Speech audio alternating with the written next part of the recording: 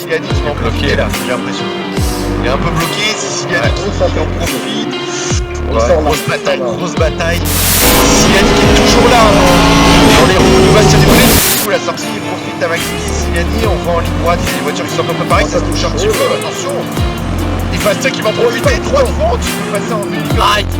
Contact. Et d'ailleurs, Siciliani qui remonte là, qui a dépassé Antoine Boulet, on l'avait pas vu. Il dépasse tout le monde là, Siciliani. Avec sa l'instant la partie. Il est on fire. Ouais, il est on fire. Si on avait fait la sieste pendant le Grand Prix, là on est revenu. Oh, dépassement à l'extérieur pour Siciliani, incroyable.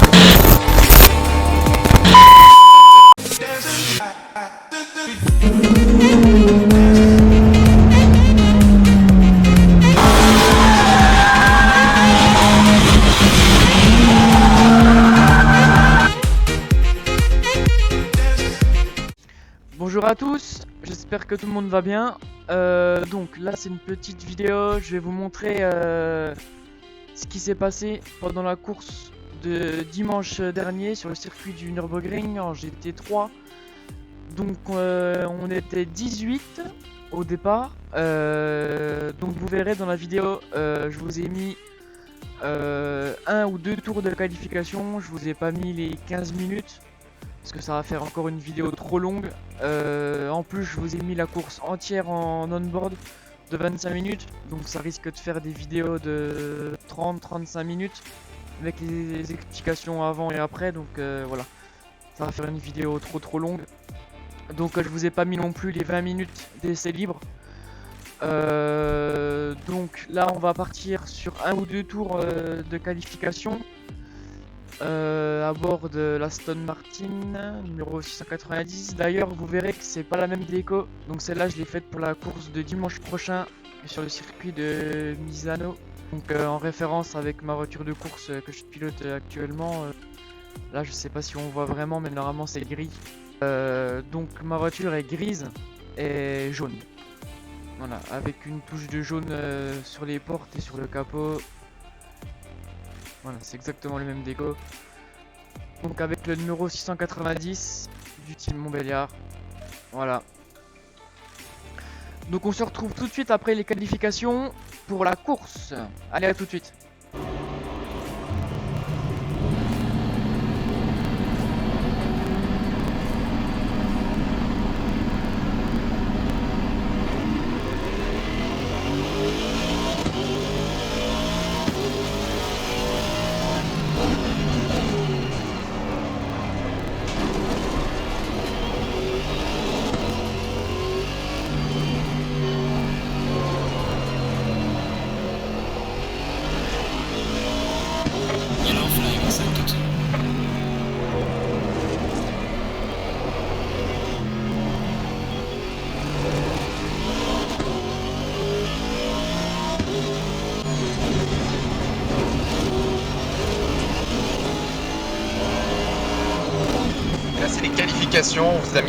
On a mis un petit peu plus de temps pour les qualifications, on a changé un peu ça pour les pilotes.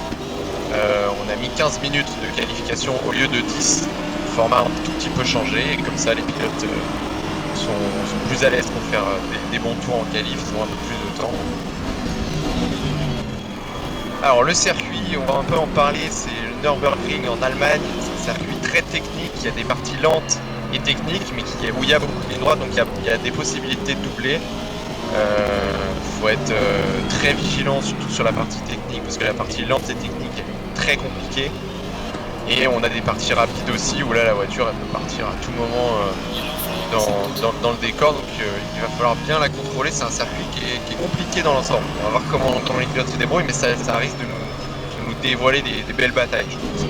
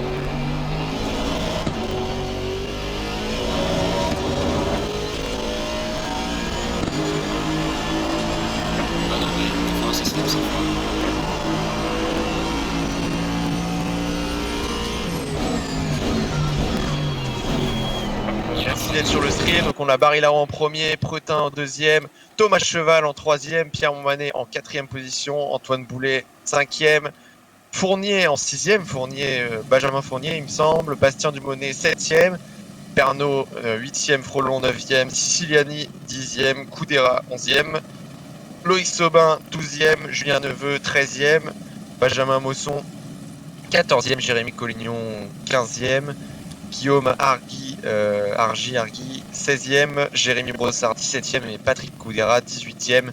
Voilà pour ce classement multimarque en GT3 sur le circuit Nürburgring. Alors donc je vais vous expliquer un petit peu les qualifications. Les qualifications ont été compliquées pour moi parce que j'ai pas pu m'entraîner beaucoup dans la semaine. J'ai pas pu descendre les temps comme je voulais. Donc vous voyez, hein, comme je vous ai dit, je pars 10ème. J'ai pas pu améliorer tant que ça mes temps. Voilà, de toute façon c'était pas l'objectif de faire la pole. De toute façon c'était impossible devant. C'était impossible de faire 2, 3, 4, voilà. Donc 10ème, je pars en milieu du peloton. Faudra surtout faire attention au premier virage, parce que le premier virage est en descente. Donc voilà, on aura les pneus froids, les freins froids, voilà, tout le monde sera excité à passer le premier virage, mais il faudra faire très attention. On se retrouve après la course de 25 minutes. Donc à tout à l'heure. Ciao.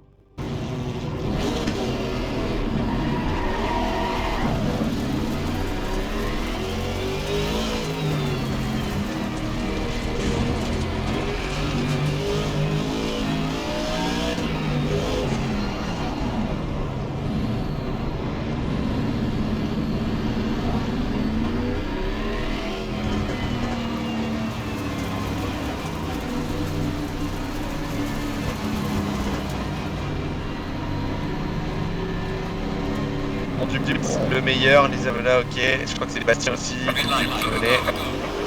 et c'est parti, départ pour Pierre Monmanet qui est quatrième encore, très bon départ de tout le monde, ça va jouer au premier virage, est-ce que on va avoir des dépassements? Ça freine tard.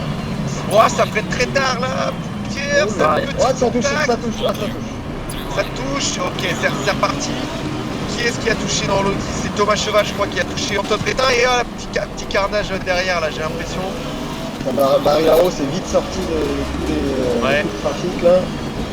Et là, on a Pretin, du coup, qui veut remonter, là. Pretin dans la Porsche rouge et blanche. Comment le classement va pouvoir se rejouer? On a Julien Barry Laro encore qui démarre. C'est toujours sur le chapeau de roue, je crois, premier.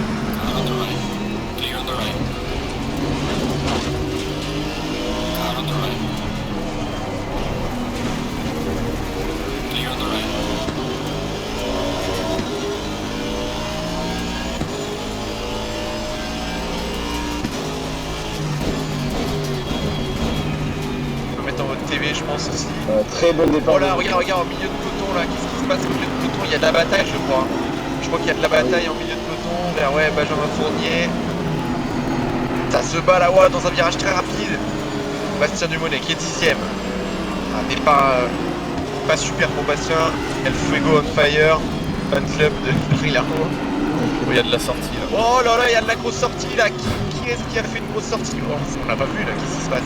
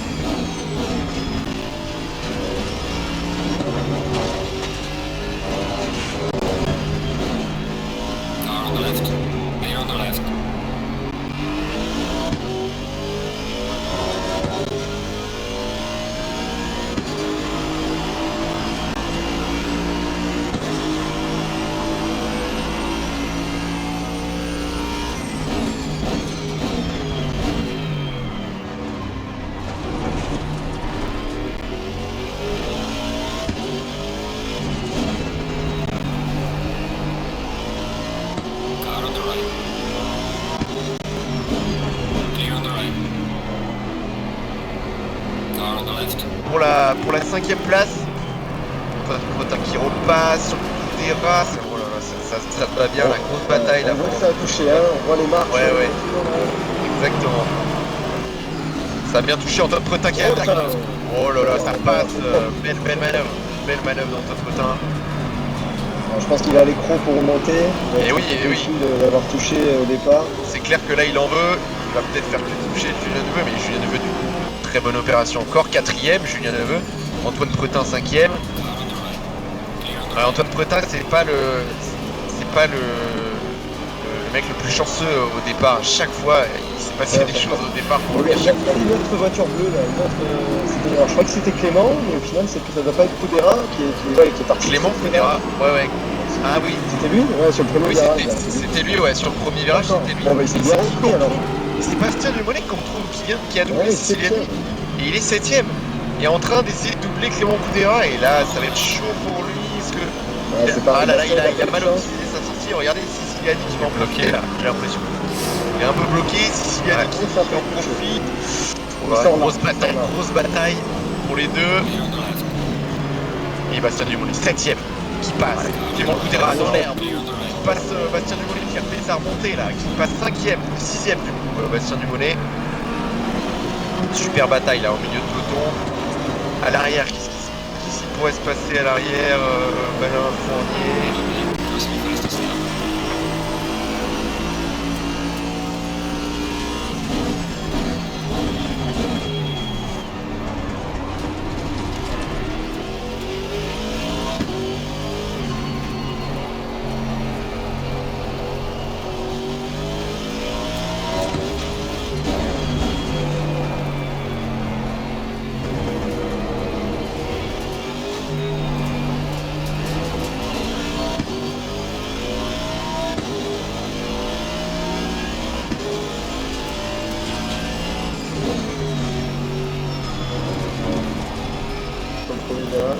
Ouais. Maxime Siciliani, 7ème. Ça se bat, encore là. Regardez, c'est Julien Neveu. Ouais, Julien Neveu et Pretin là qui se battent. Ouais, je crois que Pretin est passé, hein.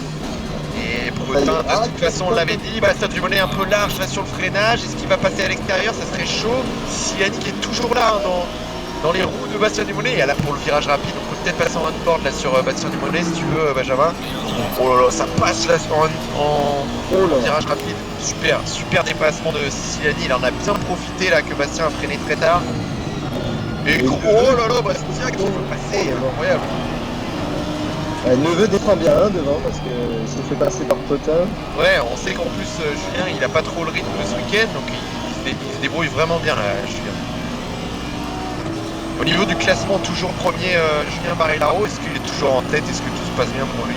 J'ai l'impression que oui.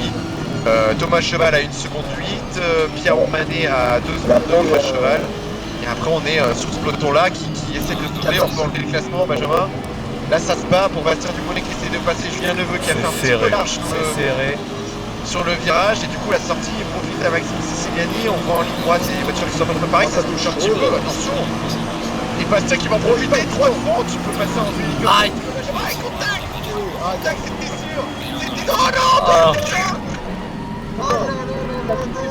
Oh non, oh là là, le pauvre Antoine.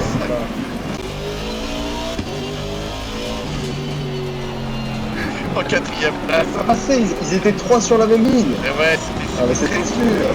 En fait, Bastien était bien sur sa ligne. J'ai l'impression qu'il y a eu un contact encore entre Julien et Siciliani, ce qui a fait que Siciliani est venu sur Bastien Dumollet et là, il a gros contact. Ouais, j'ai l'impression que tu me verras si j'ai l'impression que tout le monde veut freiner vraiment au dernier moment et c'est ça des fois qu'on est un peu à la limite en fait. Exactement, ouais. Parce qu'il n'y a pas beaucoup de place, hein. Il n'y a pas beaucoup de place pour passer là. Ouais, c'est ça se resserre et surtout le premier virage il est en descente. Faut prendre en compte ça quand on a les pneus qui sont pas chauds, les freins pas chauds, premier tour. Il faut prendre en compte tous ces paramètres et quand la piste descend comme ça, forcément, il faut freiner un petit peu plus tôt que ce qu'on pense.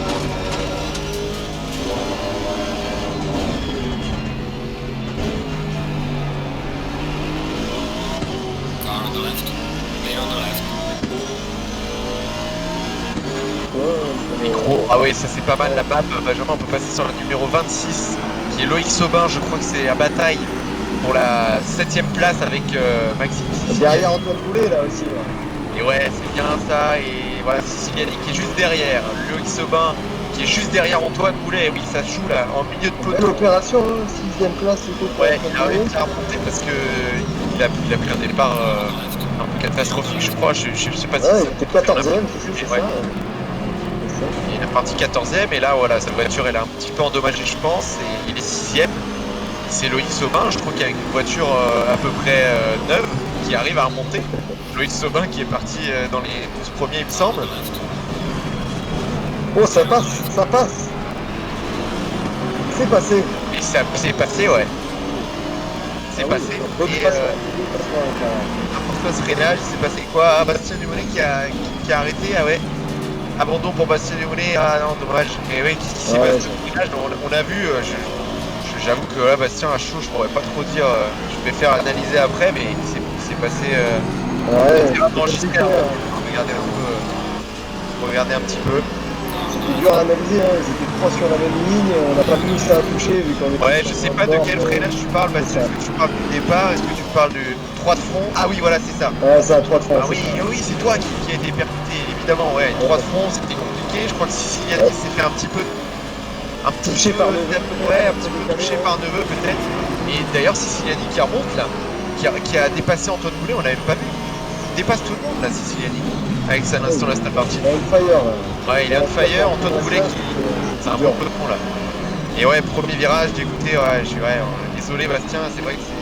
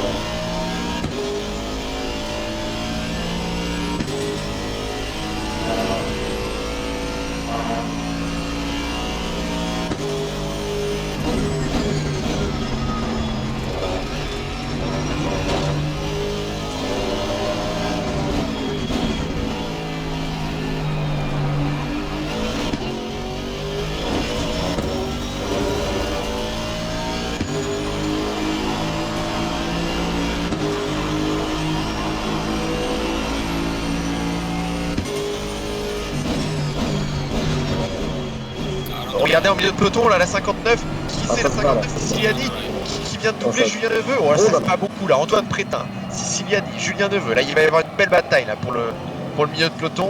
Siciliani qui profite d'une meilleure sortie par rapport à Julien Neveu. Julien Neveu qui ferme la porte. Bien joué, Julien. Gros freinage tardif pour Julien Neveu.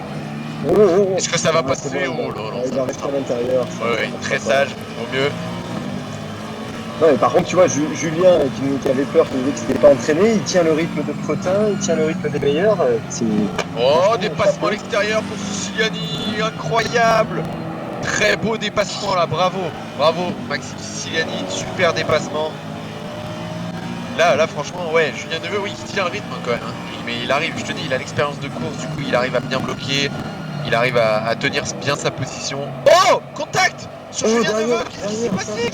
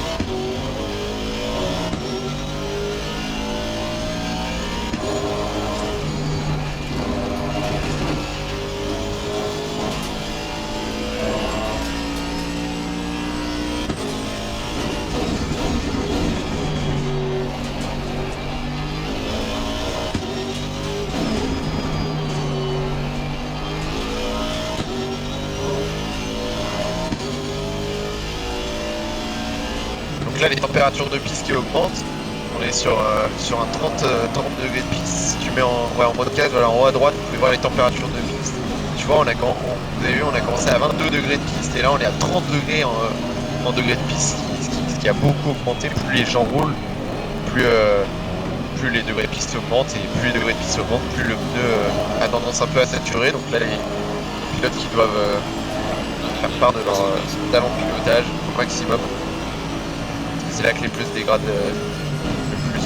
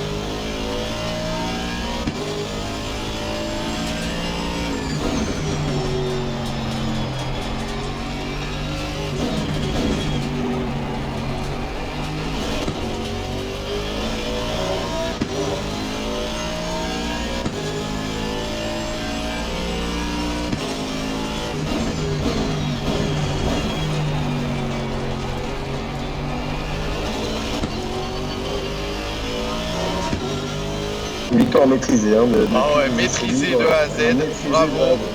Bravo Julien Barrellaro, victoire encore pour lui. Chaque course qu'il fait, il vient la gagner, donc bravo à lui. Impressionnant, Il a il a vraiment encore bien profité. Belle deuxième place, hein, je crois que Montserrat va rester deuxième. Et Mon Alex qui aura fait une belle course aussi. Hein. Les deux ils sont restés ensemble toute la course. Super course des deux pilotes. Je sais pas ce qui s'est passé pour eux au départ, mais bravo, belle course. Antoine Bretin. Est-ce que ce serait pas le Warrior qui abandonne jamais? Quatrième, impressionnant avec tous ces contacts qu'il a eu. Malgré tu vois tous les tours saccagés un peu qu'il a eu, il a quand même fait un tour en 1.56 ça je vois. Donc, ouais, c'est clair, bravo, il mérite mieux, mais il est quand même en quatrième position. Bravo Antoine, belle persévérance, belle détermination qu'il nous montre. Et on a qui c'est en cinquième position là, Benjamin, en podcast encore, Maxime Siciliani, super, bravo, belle course encore pour Maxime.